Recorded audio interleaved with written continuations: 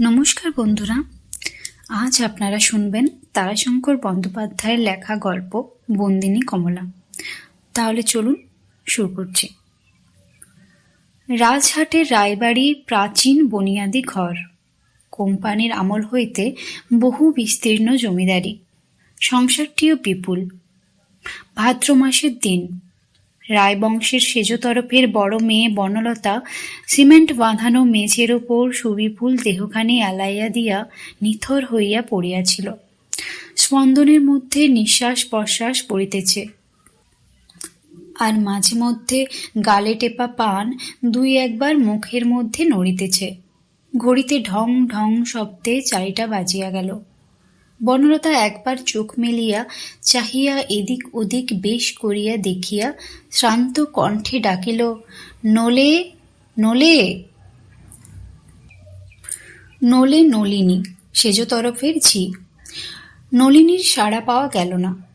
নিচে রান্নাশালে ঠাকুর চাকরেরা গোলমাল করিতেছে, তাহাদের খাওয়া দাওয়া হইতেছে।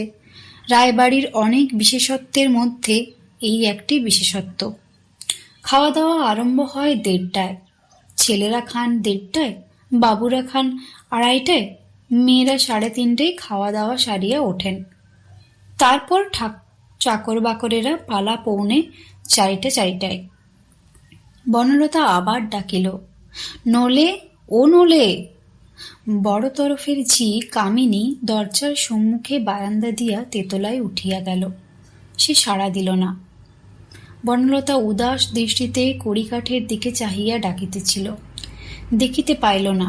পায়ের শব্দ শুনিয়াও ফিরিয়া চাহিল না।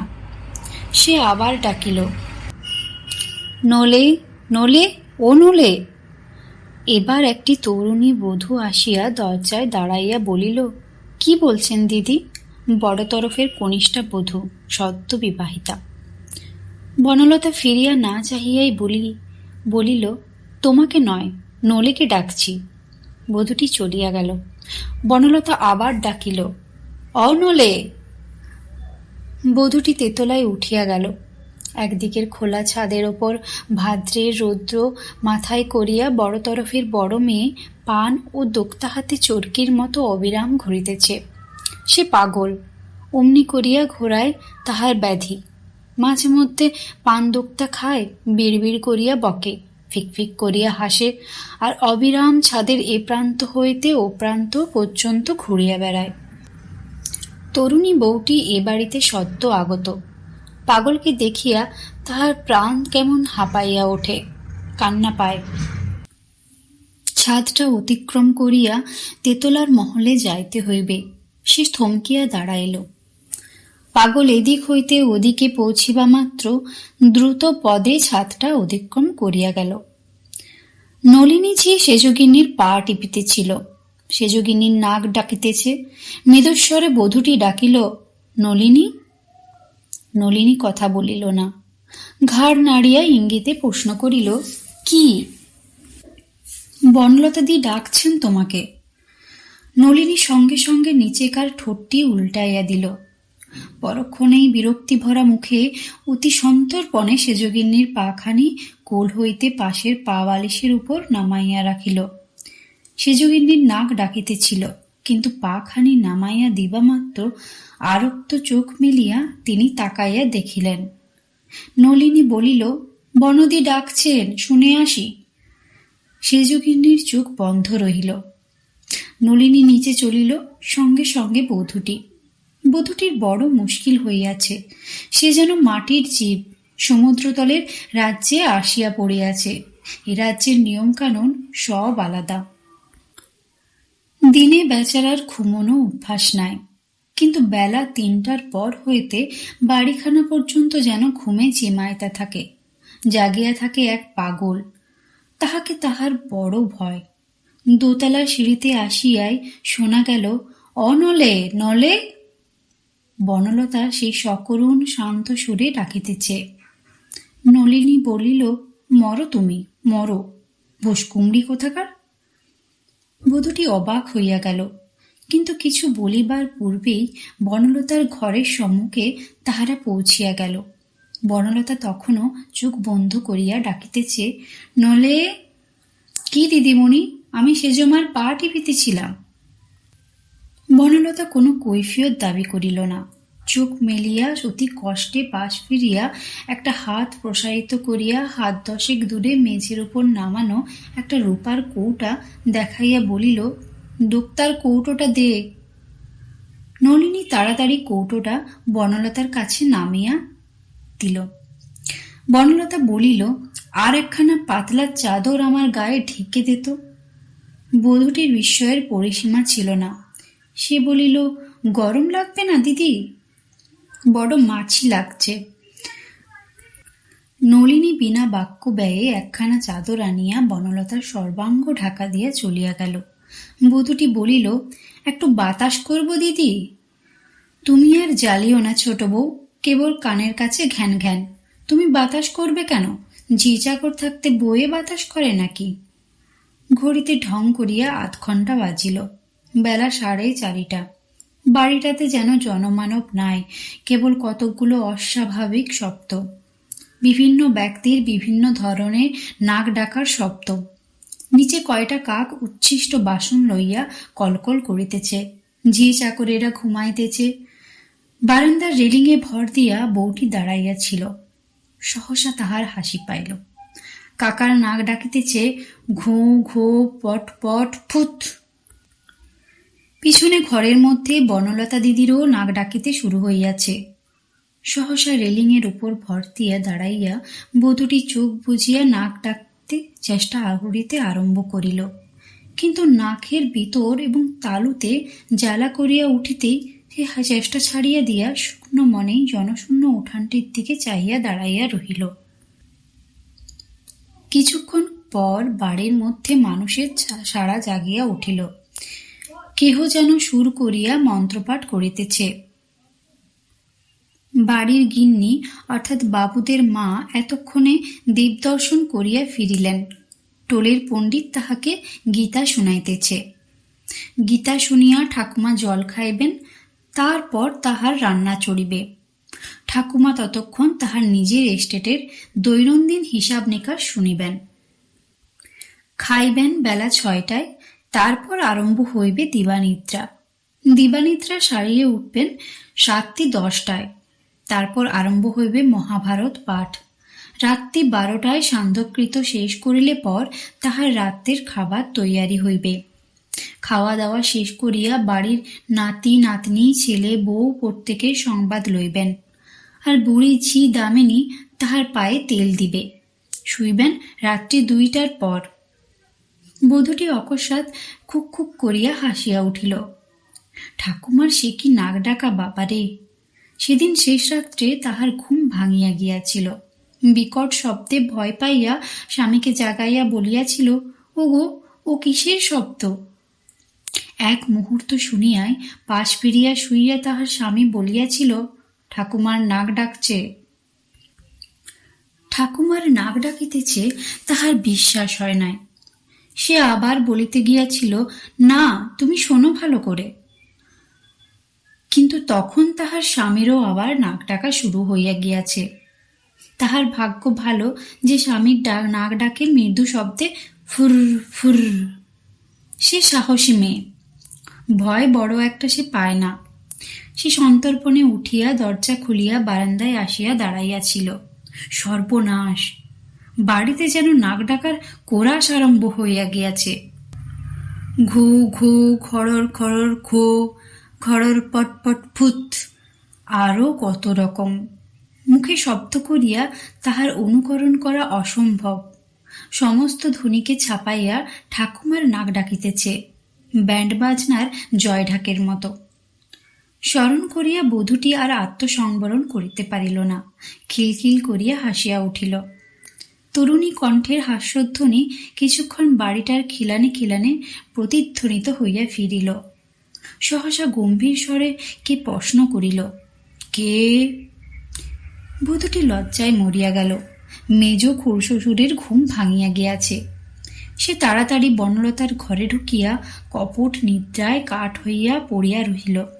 মেজ শ্বশুরের পায়ের সারা বারান্দাময় ঘুরিয়া বেড়াইতেছে। পদশব্দ তেতলায় উঠিয়া গেল। পা পাগলি আর্ত চিৎকারে কাঁদিয়া উঠিল। মেজ শ্বশুরের রুষ্ট কণ্ঠস্বর, তুই হাসছিলি? কাকে দেখে হাসছিলি? বল বল। প্রচণ্ড জোরে চড় মারার শব্দ। পাগলি বোবা জানোয়ারের মতো চিৎকার করিতেছে। বধূটির একবার ইচ্ছা হইল উঠিয়া গিয়া মেজ শ্বশুরকে বলে, আমি হাসিয়াছি, ও নয়। কিন্তু তাও সে পারিল না। বনলতা যতক্ষণ না উঠিল ততক্ষণ সে কাঠ হইয়া পড়িয়া রহিল। বেলা 5:30টার সময় বাড়িটা আবার জাগিয়া উঠিল।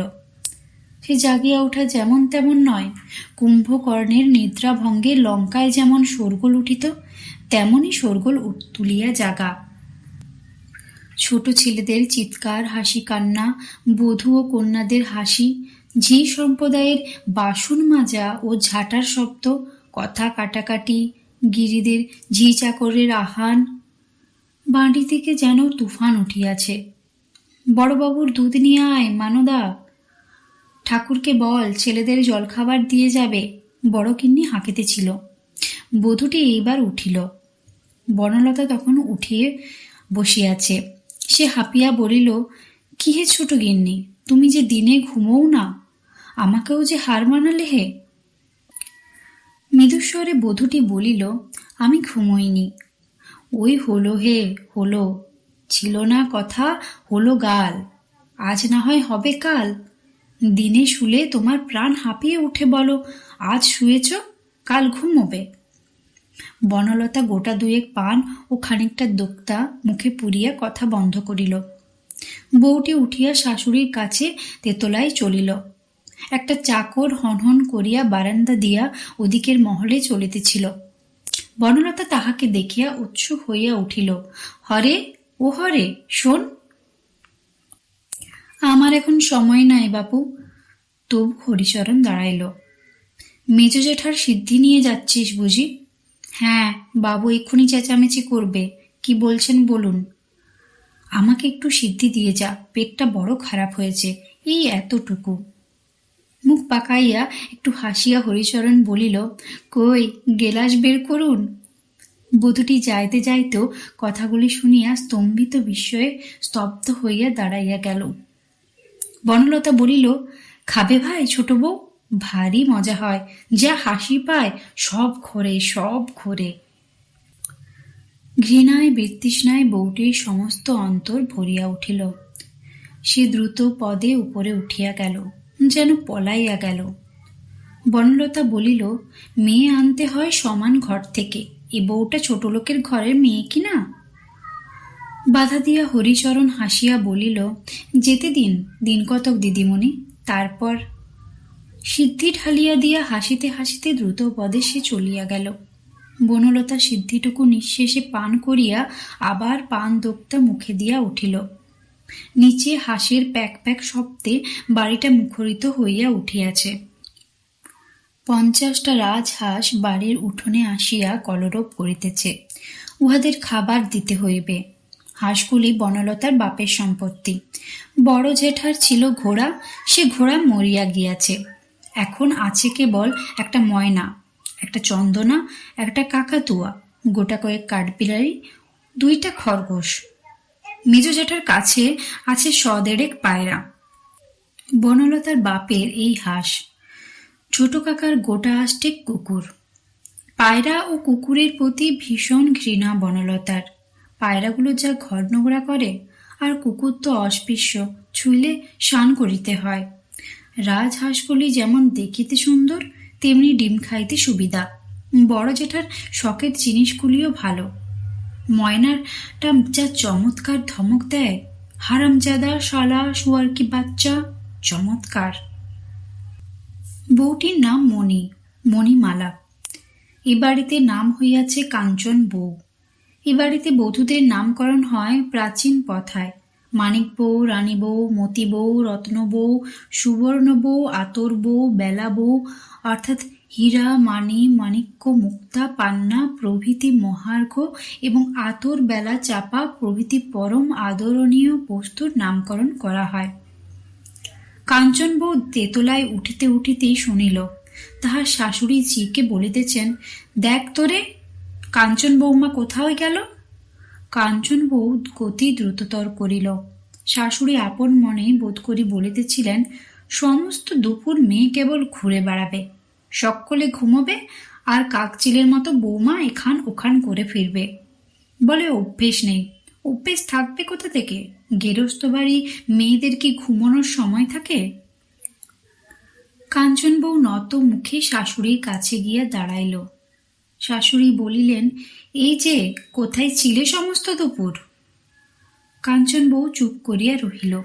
শাশুড়ি বলিলেন, যাও চুল বেঁধে কাপড় চোপড় কেচে নাও, ঠাকুরুন ডেকেছে তোমাকে, আজ থেকে তোমাকেই লক্ষ্মীর ঘরে সন্ধে দেখাতে হবে। বাড়ির ছোট বউয়ের ও কাজ চিরকাল করে। তাড়াতাড়ি চুল বাঁধিয়া গা ধুইয়া লাল পাড় গরদের একখানি শাড়ি পরিয়া কাঞ্চন বউ প্রস্তুত হইয়া শাশুড়ির অপেক্ষা করিয়া রইল। তিনি তাহাকে বাড়ির গিন্নির কাছে লইয়া যাইবেন। নিচে খুব শোরগোল উঠিতেছে। রান্নাশালে সর্বাপেক্ষা বেশি ব্যস্ততা। দোতলার বারান্দায় দাঁড়াইয়া বনলতা হাঁকিতেছে, সেই সুরে সেই ভঙ্গিতে, নলে অনলে। নলে এবার অল্পেই সাড়া দিল, যাই। বনলতা বলিল, আসতে হবে না, আজ এত রান্নার তাড়া কেন রে? ছোট কর্তা শিকারে যাবেন তাই। কি শিকার রে? কোথায়? বনশুয়োর এসেছে নদীর ধারে, রেতে আউশ ধান খেতে আসে। বনলতা বাকিটা আর শুনল না, বলিল, মরণ, পাখিটা কি হলেও মানুষে খায়, শুয়োর মেরে কি হয়? অনর্থক জীবহত্যা। রান্নাশালের পাশে বিস্তৃত সরঞ্জাম পড়িয়াছে। মেজবাবুর কাছে সরকারি সাহেব আসিয়াছে।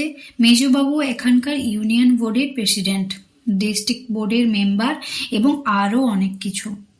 তাহা ছাড়া বড়বাবুর বড় ছেলে কাঞ্চন বউয়ের বড় ভাসুরের থিয়েটার ক্লাবের রিহার্সাল বসিয়াছে। কাঞ্চন বউ অবাক বিস্ময়ে সমস্ত দেখিতেছিল। এই প্রকাণ্ড বড় বাড়ির প্রতিটি কোণে যেন তাহার জন্য বিস্ময় লুকাইয়া আছে, রূপকথার মায়াপুরীর মতো। এ বাড়ির লক্ষ্মীর ঘর সকলের চেয়ে বড় বিস্ময়। লক্ষ্মীর ঘরের মধ্যে লক্ষ্মীকে নাকি বন্দিনী করিয়া রাখা হইয়াছে। সে ঘরের দরজা কখনও খোলা হয় না। বন্ধ দুয়ারের সম্মুখে ধূপ প্রদীপ রাখিয়া অর্চনা করা হয়। কাঞ্চন বউয়ের কৌতূহলের সীমা ছিল না। মণি বাঙালি গৃহস্থ ঘরের মেয়ে, কিন্তু জীবনের প্রথম হইতেই অভাবনীয় পারিপার্শ্বিকতার প্রভাবে স্বচ্ছন্দ সাহসের মধ্যে বাড়িয়া উঠিয়াছে। তার বাপ সংসারী হইয়াও সন্ন্যাসী। স্বামী বিবেকানন্দের আদর্শে অনুপ্রাণিত ঊনবিংশ শতাব্দীর বাঙালি। বড় দাদা রামকৃষ্ণ মিশনের কর্মী, ছোট দাদা গান্ধী সেবক। কাঞ্চন বউ সকলের ছোট।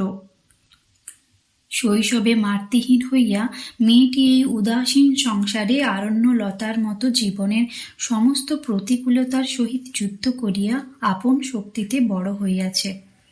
তাহার রূপ দেখিয়া তাহাকে এ বাড়িতে আনা হইয়াছে। কিন্তু এ বাড়ির মৃত্তিকার সকল রস, এ বাড়ির আকাশের সকল আলো বাতাস তাহার জীবনের ধাতু প্রকৃতির পক্ষে বিষ না হইলেও বিষম হইয়া উঠিয়াছে। তবু তাহার কৌতূহলের অন্ত নাই। তাহার জীবনী শক্তি কিছুতেই পরাজয় মানিতে চায় না। বড়গিন্নি আসিয়া উপস্থিত হইলেন। তাহার সঙ্গে উলঙ্গ একটি 12 বৎসরের বালক, তাহার বড় ছেলের বড় ছেলে। বড়গিন্নি এতক্ষণ ব্যস্ত ছিলেন বড় ছেলের বড় ছেলেটিকে লইয়া। 12 বছরের ছেলেটিকে লইয়া বড়গিন্নির ঝঞ্ঝাটের আর সীমা নাই। তাহার সমস্ত কিছু বড়গিন্নিকে করিতে হয়। অপটু মায়ের 8 মাসের সন্তান ছেলেটি। আতুরে তাহাকে আঙুরের মতো তুলায় মুড়িয়া রাখা হইয়াছিল। তারপর বহু সযত্ন পরিচর্যায় বড়গিন্নি তাহাকে এত বড় করিয়া তুলিয়াছেন। এখন সে বেশ হৃষ্টপুষ্ট, কিন্তু তবু তো সে 8 মাসে ভূমিষ্ঠ অপরিপুষ্ট ছেলে। সেই জন্যই সকালে বড়গিন্নি বুরুস দিয়া তাহার দাঁত মাজিয়া দেন, জিভ শুলিয়া দেন, মুখে কুলকুচার জল তুলিয়া দেন। খায়াইয়া তো দেনই। বেচারা এখনো নিজে হাতে তেল পর্যন্ত মাখিতে পারে না। সেও তাহাকে মাখাইয়া স্নান করিতে হয়। তাহারই পরিচর্যায় তিনি এতক্ষণ ব্যস্ত ছিলেন। সন্ধ্যায় একটা কবিরাজি তেল মাখাইয়ার ব্যবস্থা আছে। সেই তেল মাখাইয়া গা মুছিয়া উলঙ্গ ছেলেটিকে সঙ্গে লইয়া আসিয়া বলিলেন, এসো বৌমা, শ্বশুরকে প্রণাম করে নাও, তারপর চলো। বড় কর্তা সান্ধ্যকৃত্য করিতেছিলেন। কুলধর্মে রায়েরা তান্ত্রিক, কিন্তু বড়বাবু শিবভক্ত। ঘরের বাহির হইতে তাহার কণ্ঠস্বর শোনা যাইতেছিল, শিব শম্ভু, শিব শম্ভু, শঙ্কর শঙ্কর। বেচারা বধূটির সর্বাঙ্গ মোচড় দিয়া উঠিল। তাহার শ্বশুর যেন কি খান, মদটা সে বুঝিতে পারে, কিন্তু ছোট কলকেতে সাজিয়া চাকরটা কি যে তাহাকে দেয়, দুর্গন্ধে বাড়িটা শুদ্ধ ভরিয়া ওঠে, কিন্তু উপায় ছিল না। বড় কর্তা হাসিয়া বলিলেন, কি গো আমার মা লক্ষ্মী? কাঞ্চন বউ প্রণাম করিল। একেবারে নিচের তলায় বাড়ির ঠিক মাঝখানে প্রশস্ত একখানি ঘর, কিন্তু অন্ধকূপের মতো অন্ধকার। একটি দরজা ভিন্ন, আর দরজা নাই, অথবা জানালা নাই। ঘরের মধ্যে ঢুকিয়াই মণি একটা গুমোট গরম অনুভব করিল। নাকে ঢুকিল ভ্যাপসা একটা গন্ধ। হাতের প্রদীপের আলোয় ঘরের গাঢ় অন্ধকার আবছায়ার মতো হইয়া উঠিয়াছে।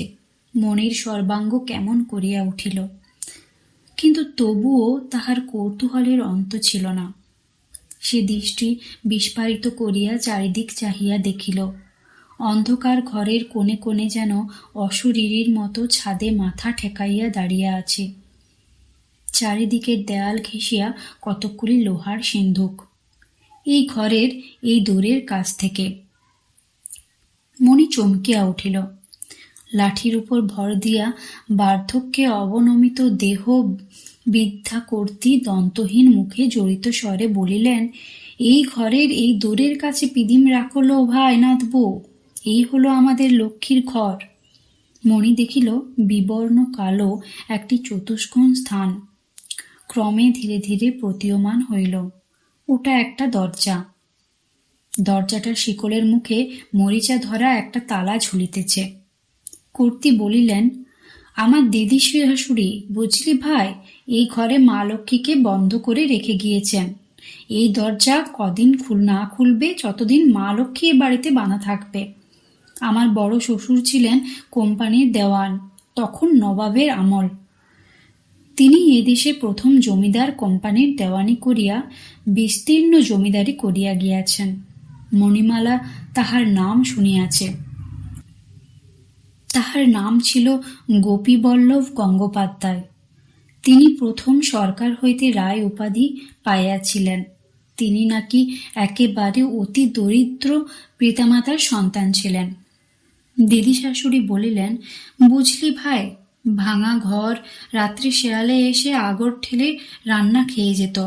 বাড়ির চারিদিকে ছিল কুকুর সোঙার বন, ঝরঝর করে জল পড়ত।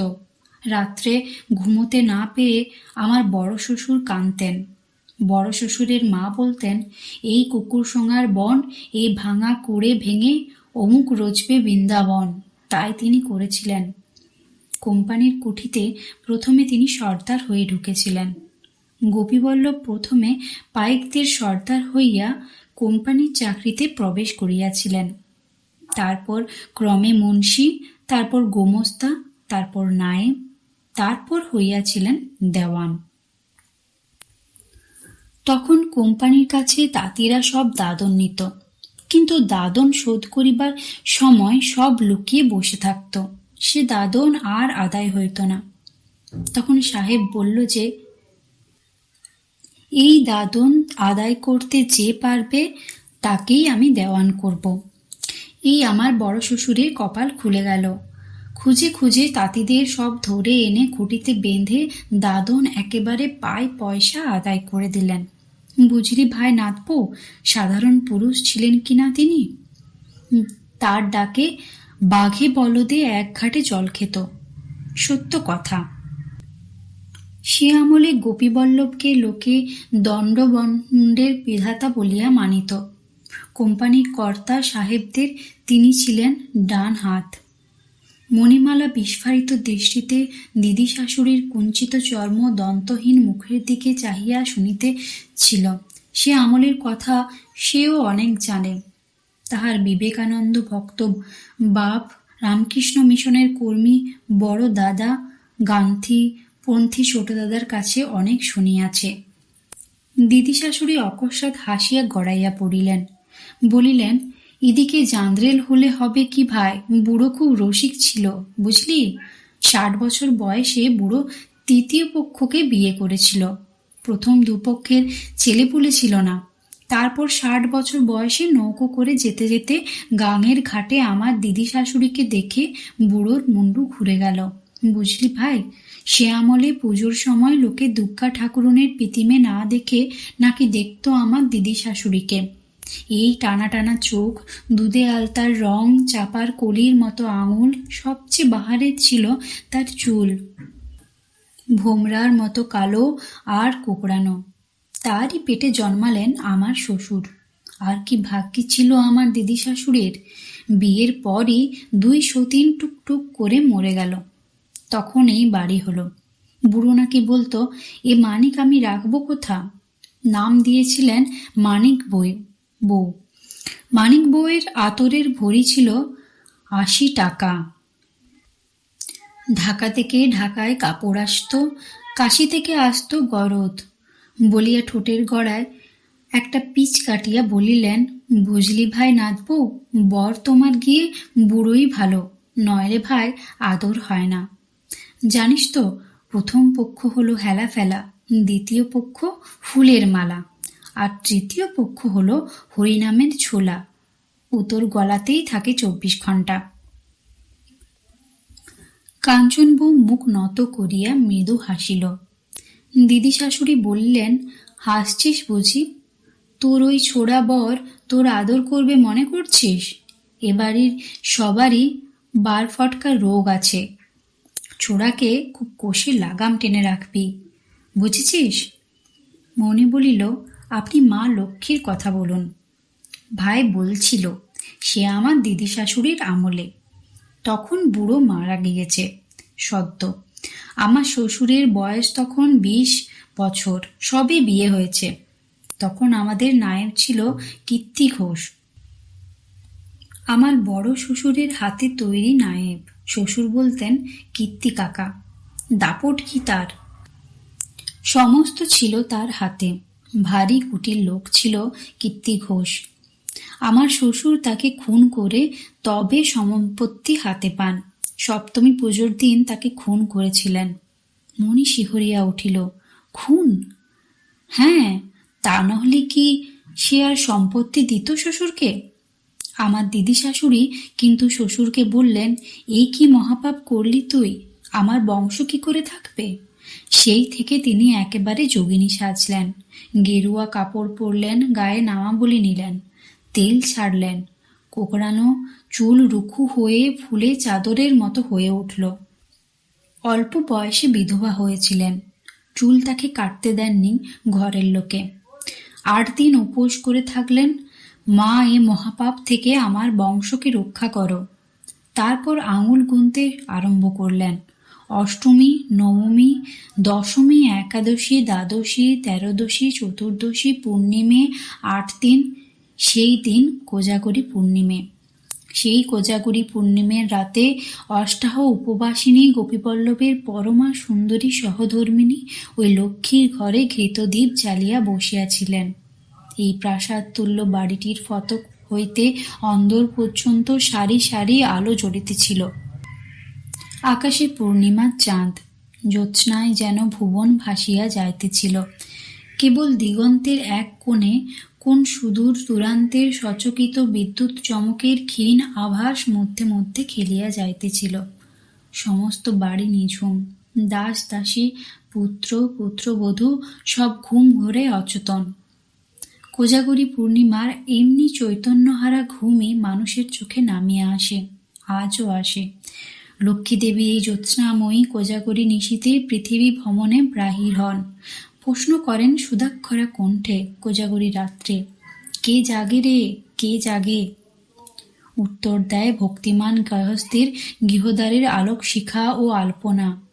সে আলোকিত আলপনা রেখা ধরিয়া তিনি গৃহস্থের গৃহে প্রবেশ করিয়া দেখেন কেহ জাগিয়া আছে কিনা। জাগিয়া থাকিলে পূজা গ্রহণ করিয়া আশীর্বাদ দিয়া আবার বাহির হন। কিন্তু রাত্রি দ্বিপ্রহর পর্যন্ত মা লক্ষ্মী রায়বাড়িতে দেখা দিলেন না। গোপীবল্লভের রূপসী বিধবার চোখের জলের আর বিরাম ছিল না। তারপর রাত্রি যখন তৃতীয় প্রহরের প্রথম ভাগ, অকস্মাৎ জ্যোৎস্না কোথায় অন্তর্হিত হইল। ঘন কালো মেঘে আকাশ ছাইয়া গেল।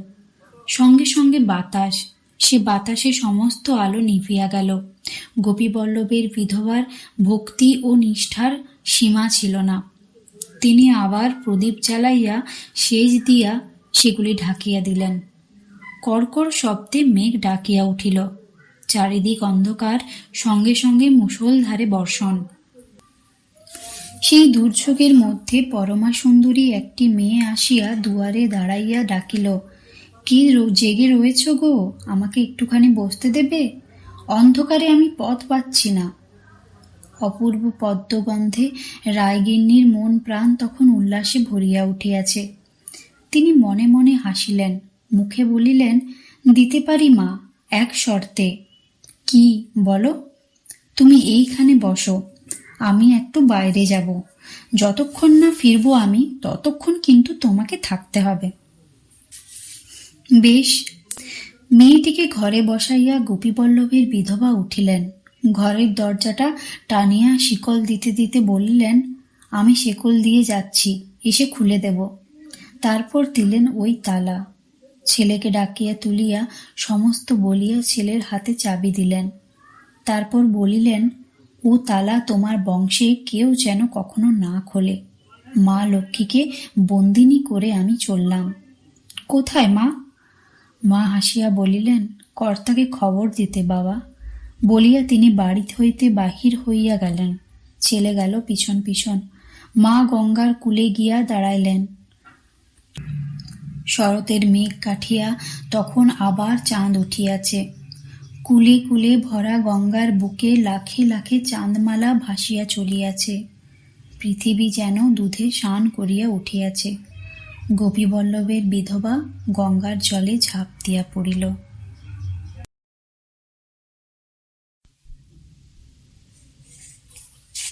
গল্প শেষ করিয়া বর্তমান রায়গিন্নি বলিলেন, সে চাবিও আমার শ্বশুর গঙ্গার জলে ফেলে দিয়েছেন।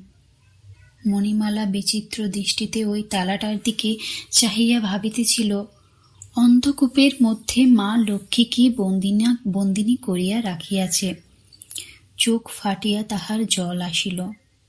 বিগত শতাব্দীর স্বপ্ন কল্পনার কাহিনী তরুণী কিশোরীটির সমস্ত চেতনাকে মোহগ্রস্ত করিয়া তুলিল।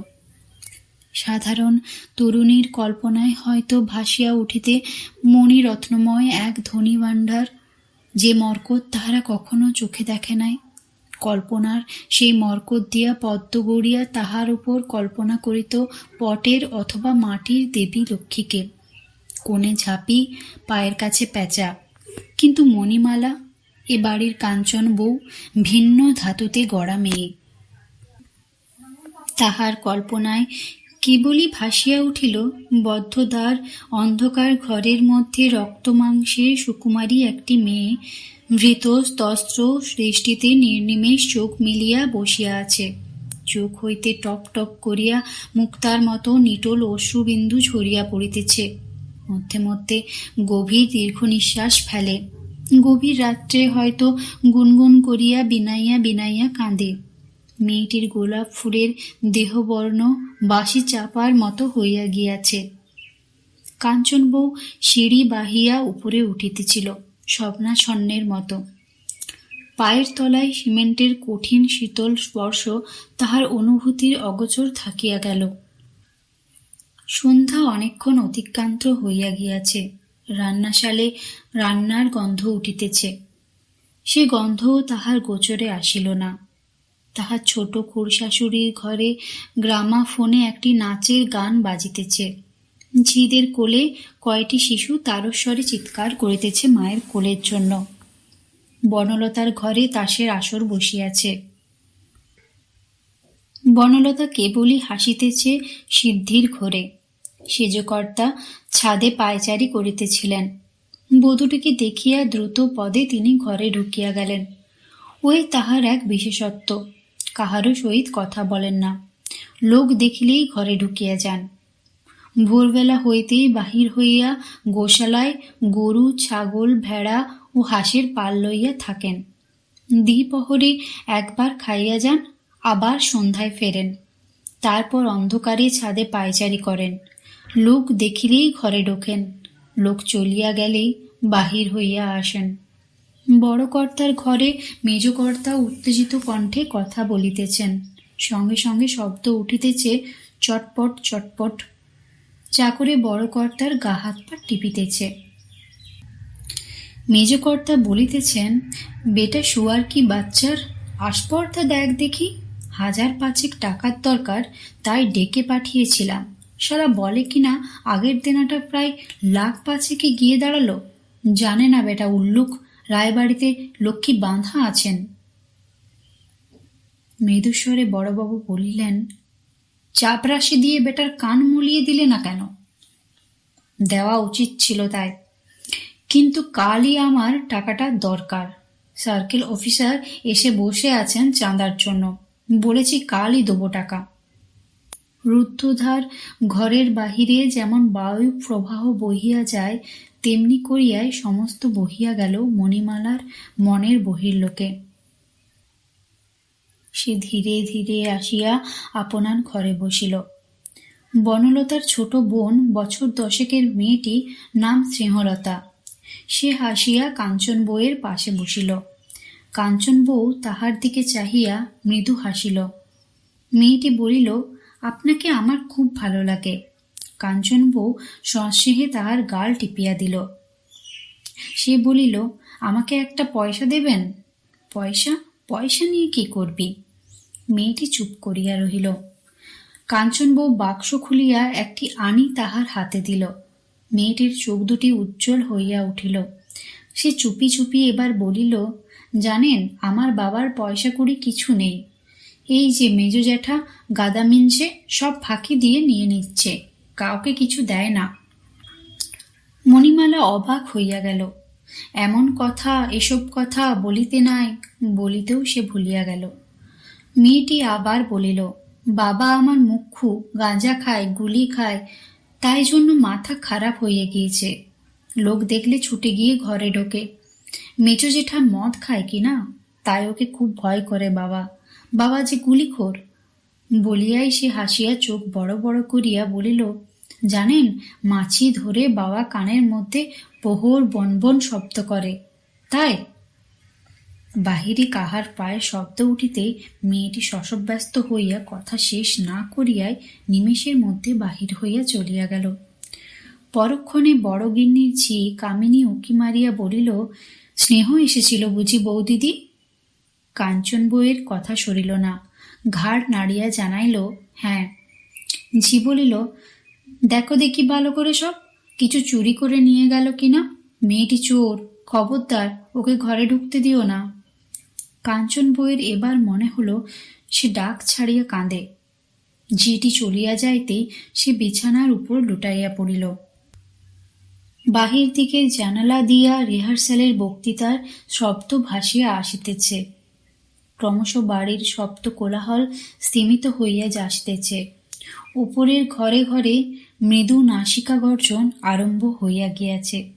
শোনা যাইতেছে কেবল ঠাকুর চাকর ও ঝিদের কথা কলহ।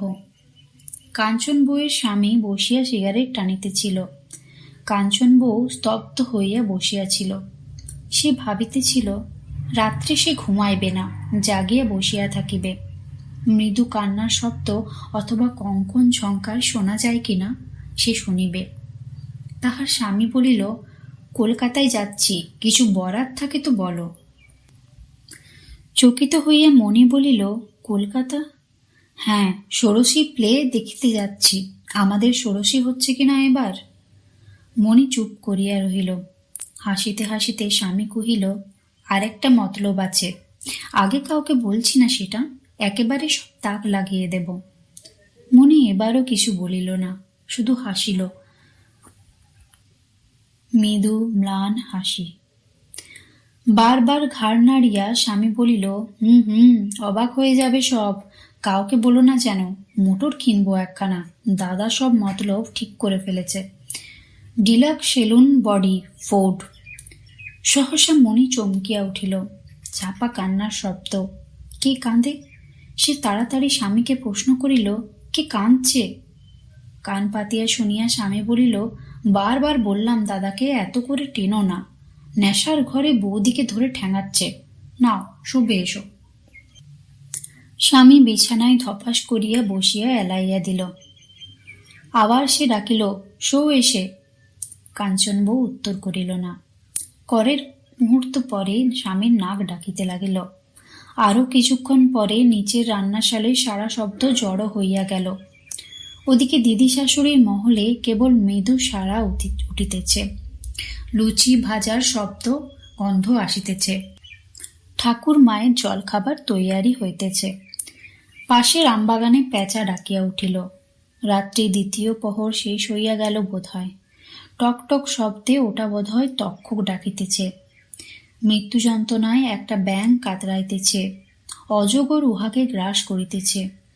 আরও একটু নিবিষ্ট হইয়া কাঞ্চন বউ শুনিল আমবাগানে অসংখ্য ঝিঝি রাখিতেছে, কিন্তু কই, পদ্মগন্ধ তো পাওয়া যাইতেছে না, মৃদু কঙ্কন ঝঙ্কারও তো উঠিতেছে না, সন্তর্পিত কোমল চরণপাতে ক্ষীণ নূপুর ধ্বনি কিংবা কান্না কি দীর্ঘ নিঃশ্বাস কিছুই তো শোনা যায় না।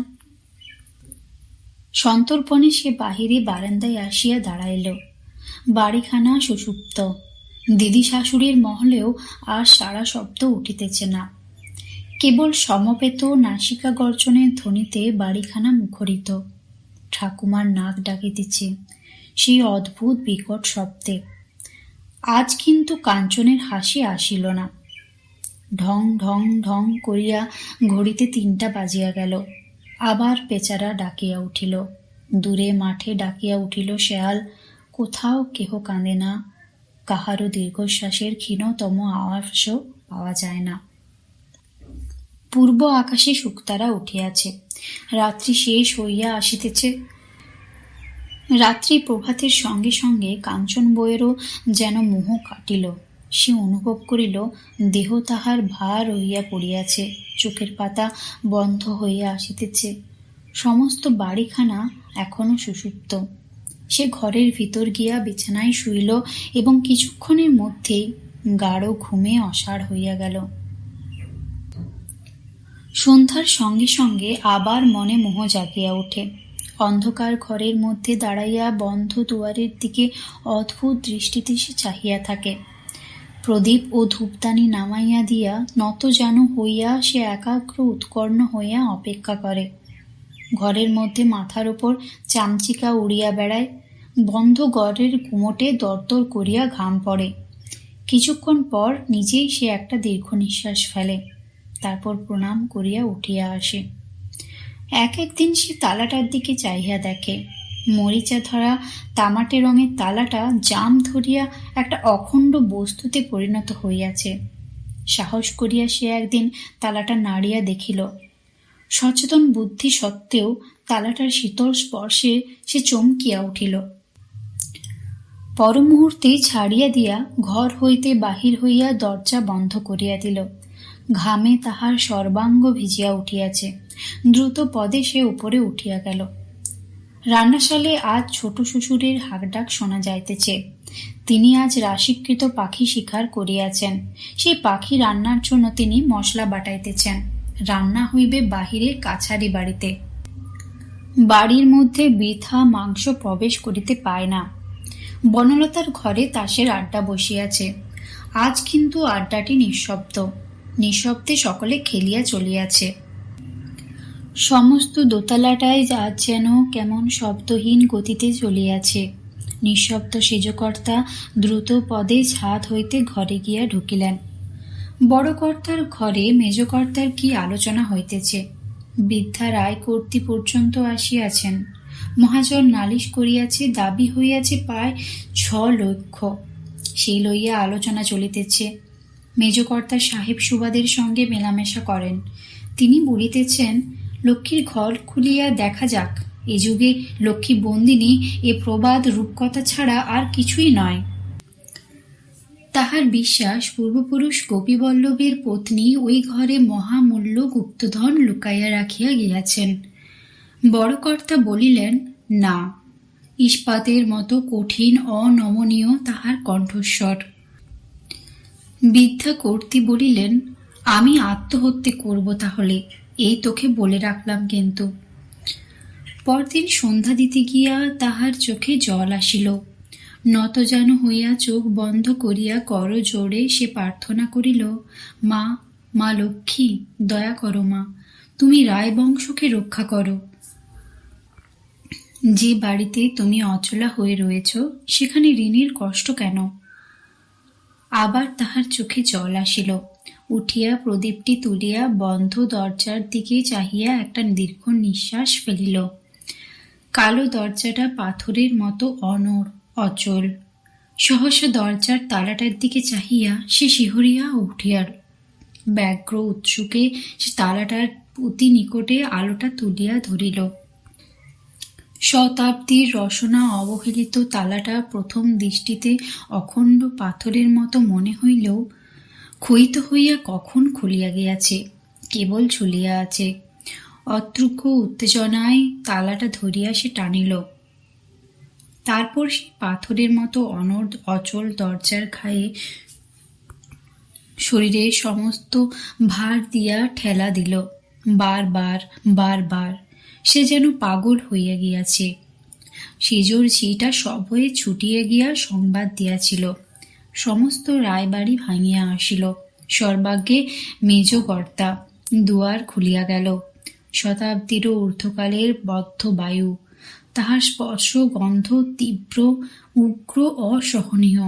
মেজকর্তা দুয়ারে দাঁড়াইয়া লণ্ঠন উঁচু করিয়া ধরিয়া দেখিলেন, ছোট্ট একখানি ঘর, চোর কুঠুরির মতো, শূন্য, কোথাও কিছু নাই। কিন্তু মেঝের উপর ওটা কি পড়িয়া? বিস্ফারিত দৃষ্টিতে কাঞ্চনবাবু দেখিল একটা নরকঙ্কাল।